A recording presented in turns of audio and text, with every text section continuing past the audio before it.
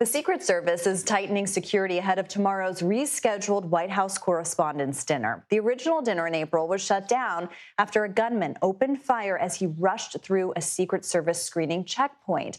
The man hit one officer before he was detained by several agents.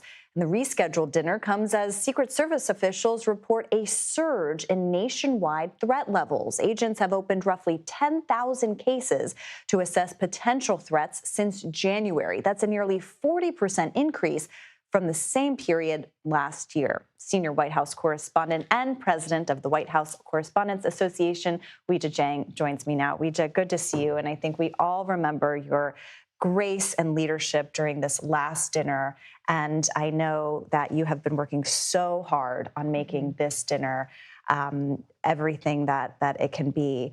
So thank you for that. And I wanted to talk a little bit about kind of the security protocols. What changes have been made that are going to be in place this time versus last? Well, first, thank you for the kind words. I appreciate it so much.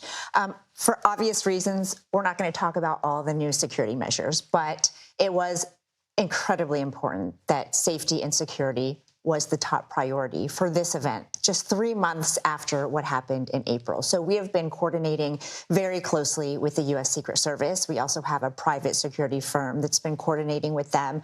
And there are several enhanced security measures. I would also say that guests should expect to see more security. So it might be more visible. That's not to say that it's more in terms of layers, because there was a ton of security back in April, which is why, the perimeter was not actually breached.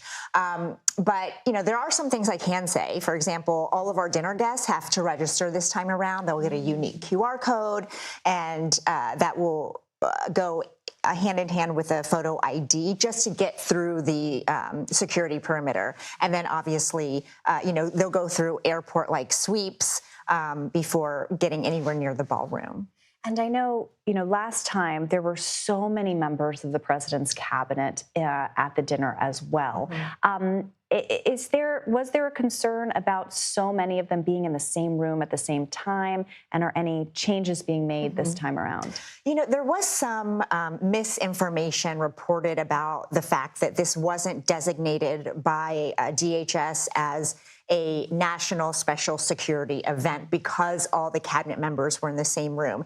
And we've actually learned that that designation has nothing to do with who is in the room, but rather the size and scope and the level of planning required for any event. As an example, World Cup or the Super Bowl, because of their hugeness in nature, those would be designated special security events. And so the fact that there were so many officials gathered together, I think that's a question that the White House has to answer. I don't know if they've changed, whether that will go forward, but it's certainly not the only event that has that many, officials gathered in the same room. And speaking of the administration, the president is also planning to attend on Friday night.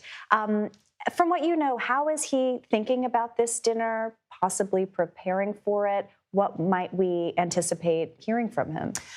I do know that he has tweaked the speech and he continues to work on it. But honestly, I don't even think his speechwriters know what he will actually say. And that is the case not only for this dinner, but for probably every speech that he delivers. And, he has talked about it before. He has talked about the importance of rescheduling it, and he's been supportive of that decision. But in terms of how, what happened might shape what he says, it's going to be a big surprise for all of us, including me. So we'll report back. We will stay tuned. Weijia, thank you for this. Thank you for your service as president of the association. It is an incredible amount of work all year long, so much behind the scenes, and you have done it so beautifully and masterfully. And we're all very proud of you. Thank you so much, So Elin. hope it goes great. Appreciate it.